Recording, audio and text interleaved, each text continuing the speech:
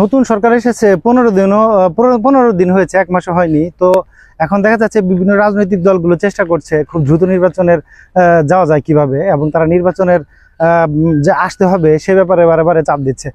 সম্প্রতি কিন্তু আমাদের যে প্রধান উপদেষ্টা ডক্টর ইউনূস ইনি কিন্তু নির্বাচন নিয়েও স্পষ্ট ধারণা দিয়েছে যে জনগণ যদি চায় এবং ছাত্ররা যদি চায়, যারা আমার এনেছে যে এখন নির্বাচন দিতে হবে বা আপনি ক্ষমতা ছেড়ে দিন, তখন কিন্তু আমি ক্ষমতা ছেড়ে দেবো।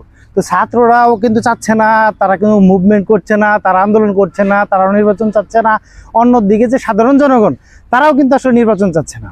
তো নির্বাচন চাচ্ছে খারা এই বিপি নূরের মতো যারা আছে, যারা দেখা যাচ্ছে আওয়ামী লীগের বিভিন্ন রাজনীতির সাথে জড়িত আছে, যারা বিভিন্ন রাজনীতির সাথে জড়িত আছে, তারা কিন্তু দ্রুত দেখা যাচ্ছে ক্ষমতা যেতে যাচ্ছে বা দ্রুত গণতান্ত্রিক নির্বাচন চাচ্ছে।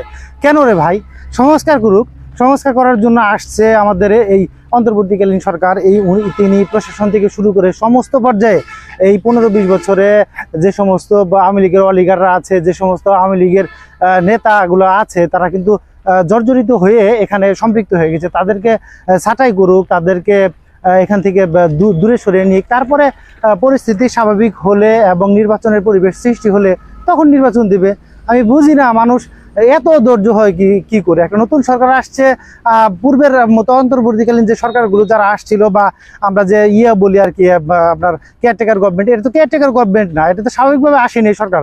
এই সরকারকে একটু সময় দিতে হবে, তিনি সংস্কারমূলক কাজগুলো করবেন এবং যে সমস্ত বিষয় উনি ব্রিফ দিচ্ছে সেই কাজগুলো সম্পাদন করার পরে তারপরে নির্বাচন দেওয়া হবে।